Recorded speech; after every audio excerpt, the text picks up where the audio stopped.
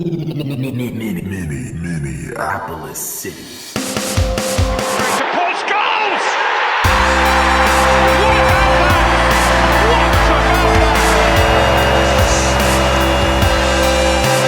The People's Pitch Podcast, brought to you by Summit Brewing Company.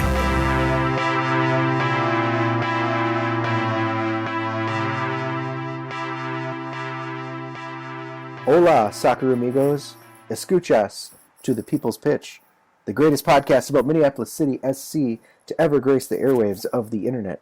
As always, I am Nate, and I'm joined by my soccer sensei, Mr. John Bisworm. John, from the U.S. men's national team to all the way to UCLA, the youth of America have been on display lately, haven't they? Yes, Nate, they have. From Mr. Pulisic being given a chance to actually start a game and play, I believe, the full 90, to the one that got away from City, Jackson Ewell at UCLA, notching a record, I believe, 4 assists in one game by just curb stomping number 1 Akron right before the eyes of young Duncan Whirling. To our very own Steve, who is starting as a true freshman at UW Green Bay. Youth has taken center stage. You are correct. Oh, man, that Jackson Ewell, the back heel pass for his 4th assist was so pretty. So pretty. I watched the game just because of the hype, and it was one of those ones where it was like, holy cow, they are just about to turn it into a whole nother gear. And I've actually seen the women's team play, and their women's UCLA team is incredible at that level. And the men just all of a sudden turned it on just like the women do. So yeah, man, that was impressive. It would have been great to see him in the road pink this summer, but we know he was the one that got away. That's for sure. Well, we've got a full show ahead of us tonight. A full show ahead of a full month of Minneapolis City soccer. So what's on the docket for us tonight? We're going to talk about FC Fargo. We're going to put them to their forever sleep, give them a little memoriam. We've got a training update. John, you've been training the guys, the new Minneapolis City, so you can talk about that. And we're playing Shattuck on Sunday for a little warm-up, so we'll preview that real briefly. Then I want to talk about the free beer night we've got going on Saturday the 17th against FC Minneapolis up in Blaine. And then finally, touch on the member meeting that will be happening next Tuesday at the local. But first, John, we mentioned last week that FC Fargo has unfortunately folded. And it is sad to lose a regional team, especially one that was shaping up to be a fun rival. Any news on how that happened? What happened? Yeah, it was based on financial reasons, not solely based on losing the Summit keg match to us or every battle we've ever had as an organization.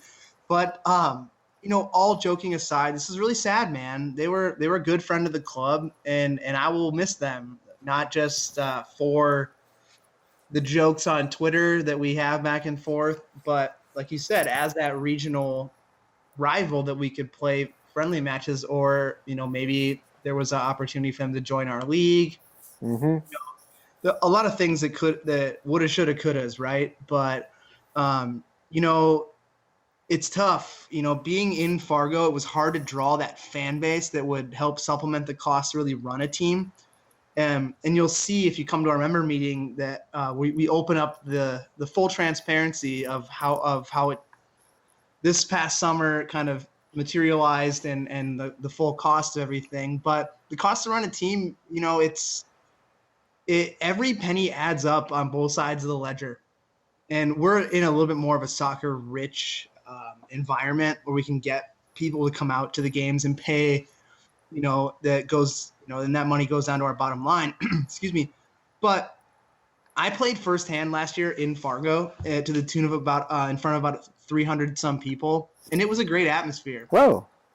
And it was on the news, and it was a good venue, and people turned out, and it was well run. So you have to think that just the cost reward versus the reward for having a team is kind of what the ownership had to decide, and they decided to go by the way of a lot of teams at this level in closing up shop, because soccer's not free, even though it's a gift. It's not free, and when it just shows that the United States soccer system, the pyramid that we have, is suffocating this level, and it's not for everyone, and it's unfortunate. So, R.I.P. indeed, Fargo. Oh man, and you hear that, people? Buy your memberships and buy your scarves, damn it. Yeah, buy everything. Buy everything. So the Fargo that we saw here at the Barnyard this summer was not really up to task against our team, or probably teams of our caliber, but you have said that they were missing a few key players. Is there anyone really of note that City might take a look at in the future if they move down here? They do have a lot of good players, but I think there would have maybe been a few that I could have seen as contributors to our Open Cup team that we put together. But I really don't think that any of them would be unseating guys for the summer roster. I think if anyone's going to do that, it's going to be some of the guys we have in the mix for the Open Cup. If it's by choice, if they want to try out, we give them a fair shake. And plus, they're already in the system. So, that's to take nothing away from the good players they do have. Like I said, I played against a few of them. They're good soccer players. But we're really not looking to shake anything up by adding a bunch of guys from out of town into the mix. Any ideas, John, for who's going to take over as our chief rival for the Summit Keg? The Summit Keg was conceived out of the fact that Summit does sponsor both organizations, excuse me, or did sponsor both organizations, RIP. So that's kind of still TBD, but I personally would love to put a little bit more on the line for the home and away game against Bavaria. That's my personal take on it. I think that they're the team to beat in our division right now, and why not throw something else on the line, like a dented, shitty old beer keg? Yeah, I agree 100%. I was thinking the exact same thing for a couple different reasons. First, of course, we're sponsored by beer. They're sponsored by different beer indirectly. I think, being able to hand some beer to the winners is always kind of cool. I think also, the relationship that we have as an organization, thanks to you and your history with the Bavarians, is one that could kind of help build that relationship. But also, we hate them the least of any other team in the league, so that would work too. They're very much so like Fargo to us, where we've used their model as bits and pieces to create our own model. Asked a lot of questions of them when we started, just like we did with Fargo. So I think it'd be great, but it's still TBD, and we'll see. But the leader out of the clubhouse right now, for at least both of us, seems like it's the Bavarians. Yeah, that sounds good. Sounds good to me. So let's move on to teams that are very much alive and well. John, you've been helping to coach the latest iteration of the Crows, and it sounds like everything's going pretty smooth when I talk to you every day. You get more and more excited about this as every practice gets in the books. Things are going great. We're moving along nicely, and all I can say is thank you, little baby soccer Jesus, with your cute little sandals and your fuzzy for letting us have that bye that we got, because we're going to need every minute of it to get ready for the 22nd. And what I mean is that we don't have to teach these guys how to play soccer. They're all great soccer players. Yeah. We have to do is kind of get that cohesion together. If we were to have played on the 17th, could we compete? Absolutely. Will there be a better result on the 22nd? Hopefully, because we've had that time to get to know each other, and especially because it's a winner go home kind of model, this tournament, that we need to really put our best foot and our strongest foot forward and just throw it all out there, because there is no tomorrow if we lose. That's pretty sweet. That's good to know. So we heard a lot about this dude Whitney Brown last season with the United Reserves. Is he as good as advertised, man? Because he brought his little brother along for the ride. Are these guys like Forsgren's 2.0? It's actually the reversed role. So his brother Martin is actually the older Brown, and Whitney is the younger. So we actually signed Martin first, and then we were able to hurry up and move through the process of getting Whitney signed. So, excuse me. But back to your question, yeah, Whitney is as advertised. Martin's more of that deep lying midfielder who's going to smoothly pick you apart with his precision passing and his exceptional vision and his good on the ball skills. as far as keeping the ball and not getting rid of it. Where Whitney is that all-out attacker that will just like burn you off the dribble with his speed and his trickery. And it's only a testament to him being voted all league in the PLA as the only representative for United. So definitely as advertised, and I think collectively together, very much so like the Forsgrens, where you have kind of a two different style of players, but both good within their own respects. Yeah, and both I'm sure super familiar with each other's playing styles and comfortable hopefully playing with each other. I think we saw how that could work out a couple times on the field when you had Ike and Sam. I think moving forward, if Whitney and Martin are on the field together, there's some potential for some really, really sweet playing. Backyard games, man. Backyard games. Are there any players that we really haven't talked about a lot that are just killing it, that are just kind of out of the blue surprises for you? There's quite a few guys that are new. You talk about the guys from Duluth in Gustafsson and Tom Corcoran. Gustafsson's a center back who, you could have just basically put a different face on Nate Engel or Trey, and you have Gustafsson. So they're very similar style of play as advertised. Tom Corcoran, the British midfielder, also coming by way of Duluth, is absolutely as good as advertised. What he is that kind of in the mold of AJ, but a player of the same size and stature that wants to get forward, but can sit back deep in the midfield and just ping passes and win tackles. But we're going to be asking a little bit more of him to try to get forward and to connect the defense and the offensive pieces of our game. Yeah, because that's something we've had a problem with in the past. Yeah, there were a lot of gaps between our defense and our offense this summer, and I think he's the type of player who can help that. The other is Charlie Adams, a midfielder who played with Minnesota United reserves by way of Gustavus. Really good player. I think he's tidy on the ball.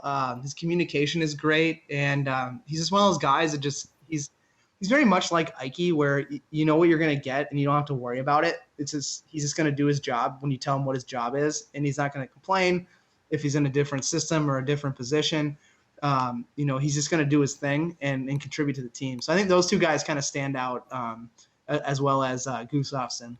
So last time we were talking about, we kind of did a little profile on this kid who's been playing in Indonesia. How does he looking now? Like, are we excited to have him join the team? Is there any trepidation here, or is this guy going to slot right in? No, I think KP he's a good soccer player. His thing, I think, is fitness.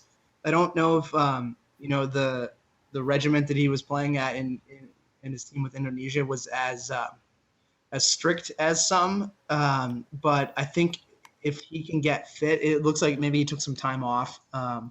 And if we played tomorrow, be quite honest, I don't think he would start the game. Yeah. And that's just me, being transparent. Well, does he just have a hard time lasting long and deep into the game, or is it a matter of keeping up with other players? It's not keeping up with the other players. We ask a lot off the ball from our forwards in our system, so he has to do a lot of work to try to get it, where then he gets tired when he does have it. Mm-hmm.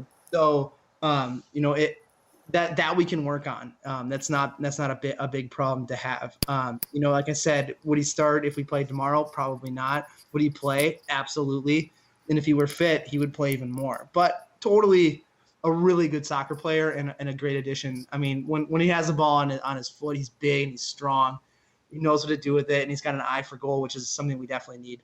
Cool. So based on what you've seen, man, is this a team that's going to be able to compete in the first couple rounds of this tournament, or I guess in round 2 and then hopefully round 3? Yeah, this team, once we get past the, hi, nice to meet you, my name is XYZ, that starts before a lot of our drills.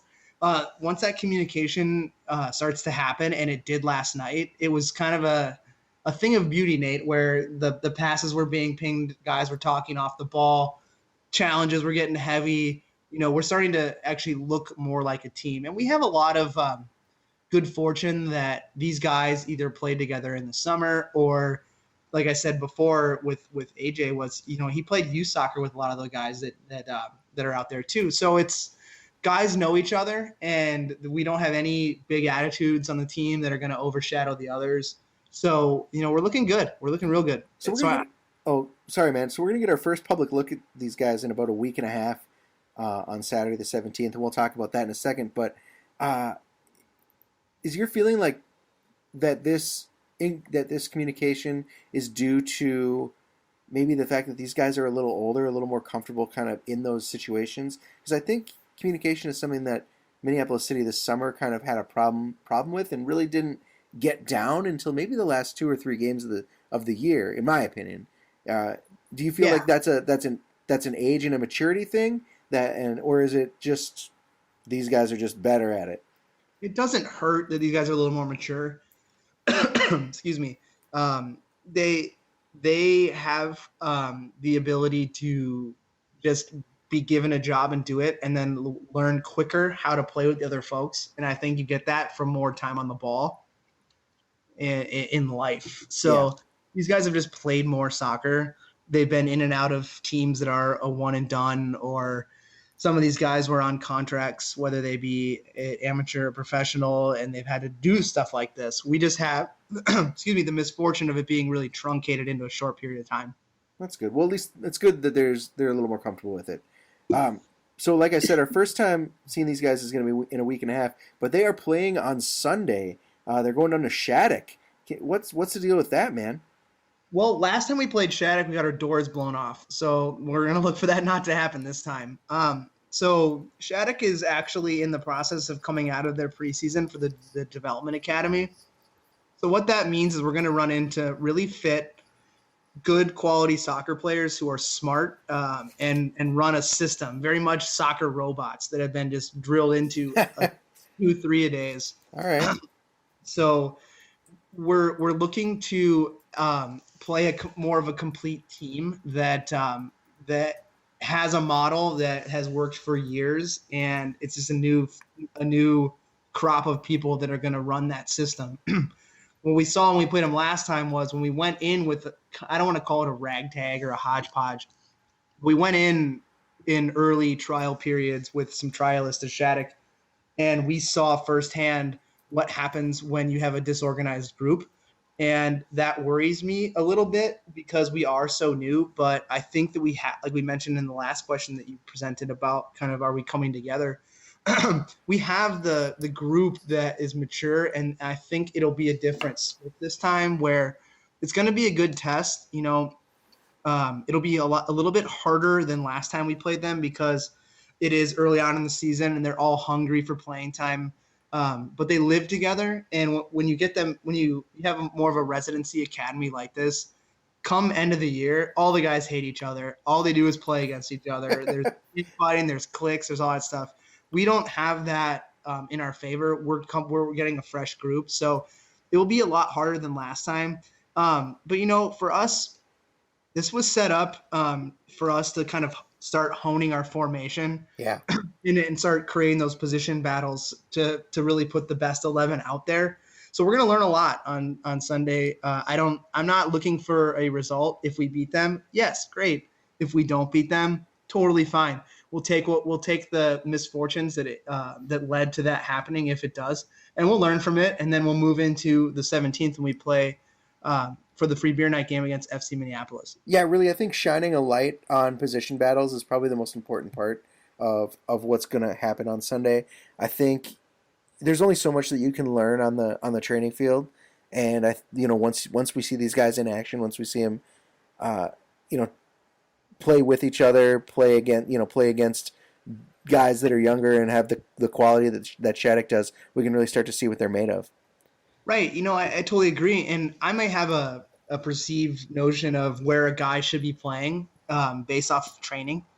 And we might find out on Sunday that I was wrong, that player should be in a different role. And that's why we do these things, to make sure that we sharpen up.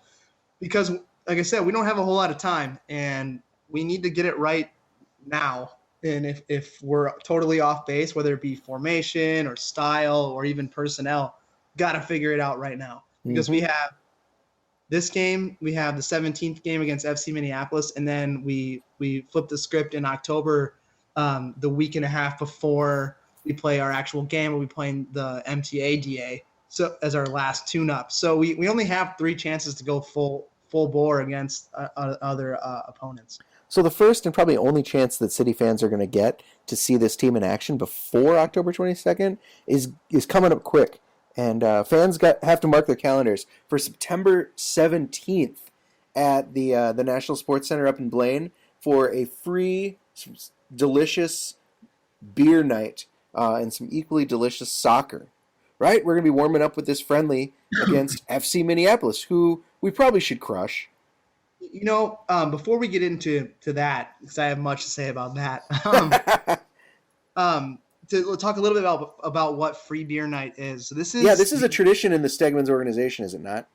It is, and it started with our partnership with the Tony Sana Foundation as our kind of key sponsor when we play up at Blaine. But the years prior, what we did was we worked with the Free Beer Movement organization, which is spreading soccer through beer, which is, if you go watch a game, it comes hand in hand if you're of age, right?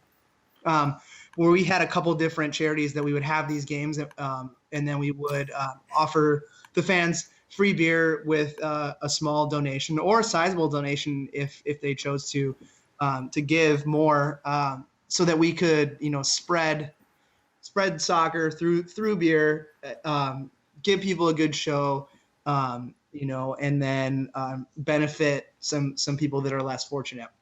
So this particular iteration will be the first time where a Stegman's team is not playing. Last year, one of our Stegman's teams took on FC Minneapolis and won, I believe, 3-0. And it was actually our largest turnout. We had about 400 or 500 people up in Blaine. And we had it the night before a United game, which is happening again this year. So those of you who are coming up can get a twofer. Go buy your United tickets, and you can see two different levels of soccer. But we're gonna have a raffle. There'll be food. There'll be beer, sponsored through Summit, where you can get some free suds. You can give a donation if you'd like. As a result of getting those free suds, definitely not mandatory, but totally encouraged, so that we can use our organizational pull to do some good. So, now on to FC Minneapolis, who we should be beating here. This organization, Minneapolis City, has played them before, right? Didn't we play them in a tune-up game prior to the summer season? We did not. We did not. Why do I feel like we beat them really badly? Who were we talking to? Our Stegman's team is the team that beat them. Oh yeah, you're right. You told me about that. And I think even remember getting ready for when we were talking to some people. Didn't they might have played Fargo and also not done very well against Fargo. Right. So here's how I'm going to put it. You said we should totally crush these guys. I'm not one to overlook an opponent, but on paper, yes, we should beat them. However, they are a team that's been playing together longer than we have. And we talked about the cohesion and the style of play we're trying to build and all the things that go towards the 22nd. So this could be a trap, like any soccer game. Soccer's weird. The ball bounces one way or the other. So I'm not saying I'm not going to get up on my soapbox and guarantee a victory. However, I do feel like we have a really good group of players that's going to be hard to beat, especially from this group that we've seen. They came in, I believe, last in the APL. The winner of the APL was Fargo, who our team put to the screws this summer in the keg match. But we're really going to get to see who the best team is in our city, for once and for all. That they'll finally, if I have anything to say about it, are going to get the absolute toughest thing thrown at them, and that's going to be Minneapolis City's Open Cup team. Well, I mean, we talked about that. That's good to hear, I suppose. But like you said, I mean, we're not really we're planning on winning, but really the idea of this game is really just to continue that tune-up that you talked about, starting against Shattuck, to make sure that these guys are communicating, that these guys are playing well together, and to really start solidifying the starters and who's going to be where and kind of how they're going to be working into your formation. Is that kind of what I'm hearing?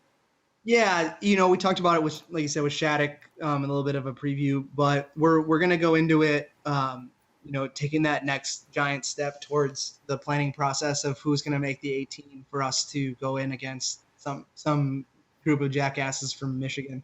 So, it's going to be a fun day. It's a fun event. It's for good cause. Like I said, soccer's not free, and Fargo found that out the hard way. But you go down into the youth levels and the clinics and things that we put on, they're not free either. They're free for the people who participate in them, but to put them on, there are some costs. So we're gonna use this day to not only tune up our boys and sharpen our toolbox, but what we're gonna do is get together for a good cause and show some people a good time. Well, I'm super pumped for it, man, and I'm really pumped to get a look at some of these players that we haven't seen on the field yet. But after that, we've got over a month right before this Open Cup game, which will also be in Blaine, and it's going to be on the big field, right? Yeah, we're playing in the stadium. We had a phone call with them last week, so you'll be able to do the commentary from a real press box instead of a weird shed with a fridge in it. Oh man, I cannot wait. What? So we kind of touched on it briefly, but the plans really between this free beer match and then are what? We have one more tune-up game, you said, against the MTA DA team, and then what? Just train? Yep, just train, sharpen our tools, and get the plan completely ironed out, and then also for each player, the fitness level. The game in the Open Cup is going to be United States Soccer Federation rules, so there's only 3 subs, so we're going to need guys that can go the full 90. Yeah. Because, out of the 22 we brought in, and you take the backup goalie aside because we have to bring 2 just in case if something unfortunate happens, which we're not planning on, but it could. We have 14 guys out of 22 that can play. So we need to find out who that 14 is and who the best 14 is. Mm-hmm. There's no favorites being played because guys played or trained with City this summer. It's going to be the best 11 that we can take into that game and try to get a result with, and try to move us on to the next level. As far as the position battles and how summer shakes out, I fortunately will not be in charge of that. The difference between summer is a little bit more development for college guys and to keep them sharp, as well as to give guys that are on our roster for the Open Cup a level that is best for them for the period in life that they're at. But this is different. This is win or go home. Yeah, man. And we want to win. Right. So any other thoughts or questions you have about Free Beer Night, Nate? No, dude. Last piece here? Yeah, I'm so excited for it, but I think hopefully everyone else is excited for it. I'm just looking forward to seeing as many City fans up there as we can get. Yeah, I believe if you follow the citizens on Twitter, I think they're gonna have like some sort of like class up soccer game or something like that, where they're gonna like wear suits and stuff in the stands. So that'll be fun. But again, please try to come out. If you're a listener, it's for a good cause to spread soccer through beer for the benefit of those that are a little less fortunate and don't have the ability to, maybe have the best training or the best equipment. One thing to note too is we're going to have a silent auction, which we had last year, that brought in a lot of good money. Items like last year's items were, jersey replicas, signed memorabilia, some really cool stuff, as well as the free beer that you can make some donations to suck down, as well as some food. We had a corn roaster last year, so we're looking to have some food as well. So now we're talking. Watch some free soccer, get some free stuff, and as the one in charge of the team, I will do my best to put the quality group out there that'll hopefully show FC Minneapolis that we own the city. I love it, man. Sounds great. So the last piece we have, Nate, is the member meeting. So if you're a member, you should have gotten an email and should have RSVP'd already that we're getting together next Tuesday at the local. And what we're really trying to accomplish from this, Nate, is get everyone together that has some skin in the game. We are member run. and we're not just that on paper. We open our doors to members who help, from setting games up to the guys that organize the citizens and the gals that organize the citizens, to merchandise sales, to the free clinics, to the interns that help put the show on that everyone comes in and pays for. But for those of you who we appreciate your support in being members. We're opening the doors and the books, and we're gonna go through a pretty, it's not gonna be a long presentation, but it'll be very detailed as to what it took to get the team through a season, both logistically from an organization standpoint as well as financially, so people can see where this money goes to and what it actually costs, and what the bottom line is from a dollars and cents standpoint, but also just to get together and celebrate the season that we've had. Yeah, man, I think that's kind of what I'm looking forward to the most is, every time we're at a home game and a lot of the away games, like the best part about it was meeting the fans, meeting the other people from Minneapolis or from around the area that are just coming to check the team out and that are really just digging what we're putting out there, which is a great feeling. But also I think, it's nice to get everyone in one place in a smaller room where we're not just kind of spread out all over the field and all kind of doing our own thing and running around being crazy. It'll be nice to kind of just be able to, just celebrate the awesome season that we experienced together. And it sounds like there's going to be there might be some news that you guys have too, some updates about the team. Yeah, on top of just a general Q&A that we'll have throughout the evening, so people can ask questions and really have their voices heard, as far as how the season went. And for them personally, we're going to be, talking through some organizational and personnel changes that are going to be happening, which are really exciting. We're really happy to have those. Don't want to tip our hand as what those are, so everyone comes. Yeah. Some really good stuff gonna be happening next year and into the summer. On top of the momentum that we have with the Open Cup going on right now that we talked about at length today, this will be a chance for us to talk about what the expectations are for next year. Yeah, I mean, that's a vague teaser. If I've ever heard one, but I think, the PLA has also, speaking of vague teasers, the PLA has kind of teased out a couple times during the off season that we can expect some interesting stuff to happen, and next season to look quite different than this one did. I mean, we already got a taste of it with the addition of another team from Michigan, I believe, that's going to be playing out east. Anyway, I think hopefully we're able to keep up with them with the kind of news that we're going to have over the course of the off season. Let's just hope they announce that back-to-back dates are no longer a thing. They better, man. Those things were bullshit. Yeah, I know. Let's hope that's part of it too. But we'll do our best to make sure it doesn't happen. Mm-hmm. But yeah, so everyone, come on out. It's gonna be great. You'll get a chance to hear a bunch of stuff from Dan and I, as well as maybe a few other folks. Hear some exciting announcements. Drink some Summit. And really get together and like I said, celebrate all the good things that everyone who participated in this summer can tip their cap to. So that's Tuesday, the 13th of September. So next Tuesday, and that's going to be at the Local in downtown Minneapolis, right there in Nicollet Mall. And we'll be starting at 6.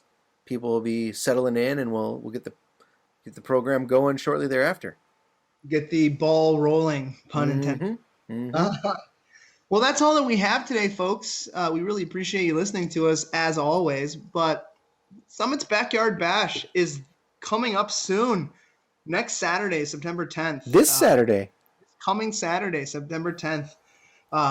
Hitting the main stage, Mr. Bob Mould just singing the lullabies to all the soccer moms throughout the city and down there in St. Paul.